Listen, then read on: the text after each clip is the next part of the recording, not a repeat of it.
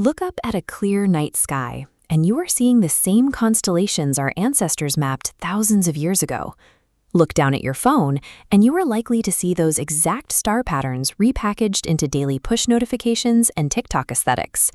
Modern astrophysics has proven that giant balls of burning gas millions of light years away do not dictate human events. Yet astrology operates as one of humanity's oldest and most universal technologies. The Zodiac has survived for millennia because it is highly adaptable. It functions as a cultural survival tool, shape-shifting to solve the specific problems of the era. That adaptability starts with its earliest recorded use.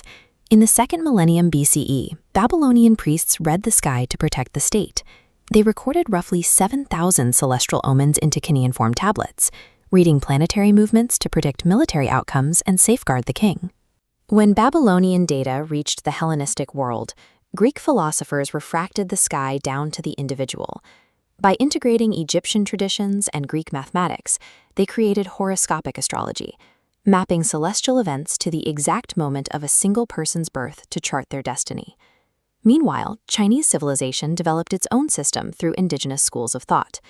Rooted in Taoism and agricultural cycles, the Chinese zodiac maps time onto a 12-year lunar cycle.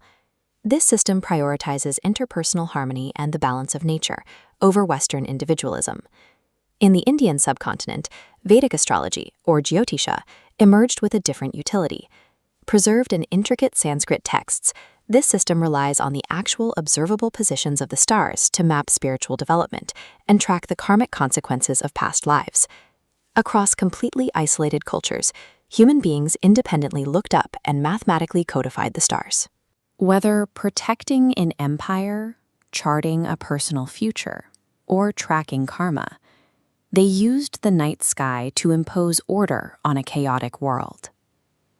By the Middle Ages and Renaissance, astrology reached its institutional zenith. Almost every royal court in Europe employed an astrologer to time diplomacy and war. In universities, calculating celestial movements using complex interactive paper wheels called volvels was a mandatory mathematics course. This academic acceptance relied on the microcosmos-macrocosmos theory.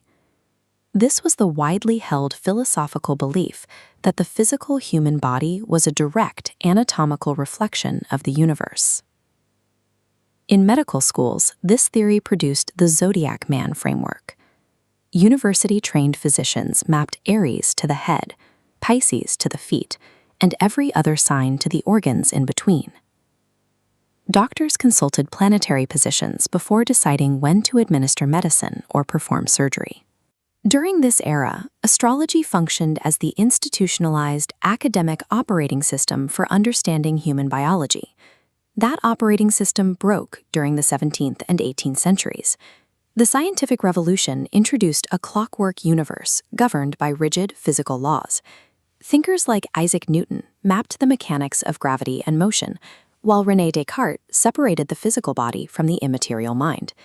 Their work demonstrated that a physical planet could not dictate biological functions, dismantling the microcosm-macrocosm theory.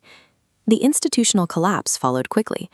Without a physical mechanism to explain how it worked, astrology lost its medical credibility.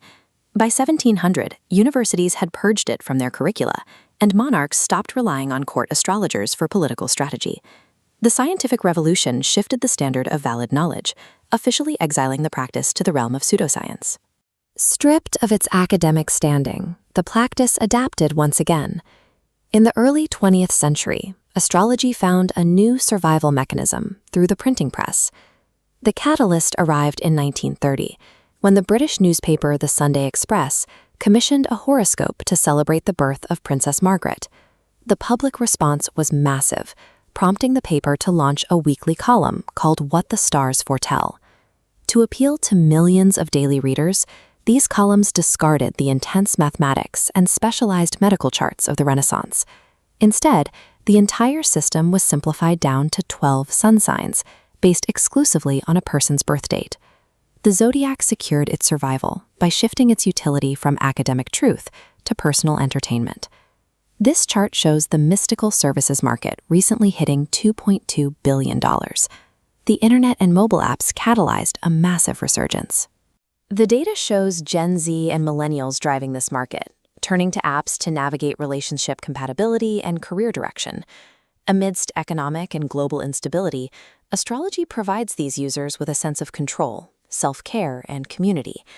The Zodiac persists as humanity's ultimate cultural chameleon, evolving from an ancient tool of statecraft to a medieval medical science, and finally into a modern mechanism for psychological wellness.